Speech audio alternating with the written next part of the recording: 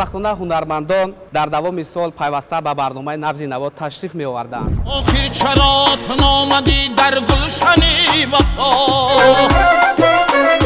مادر چو درخت است در این باغ جهان، بگذار که میوه‌اش فراوان باشد. یادی آنش جوانی، دور خوبی زندگانی، لحظه های با تو بودم، لحظه های جاویدانی. تو رفتی و بهر در دلم فقط تو را جز.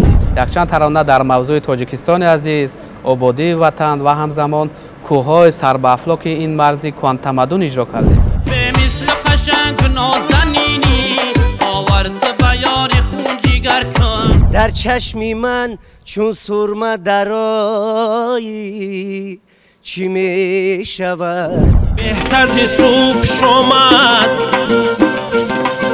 بهتر ز پخت خامد. وقت من در تاجیکستانی من است، تاجیکستان گوهری جانی من است. این همه رشد و پیشروی‌های میهن سرچشمه از صلح و ثبات، سرچشمه از استقلال کامل ملی است. من غلامی قمرم، غیر قمر هیچ مدو، پیش من جز سخنی شمع و شکر هیچ مدو.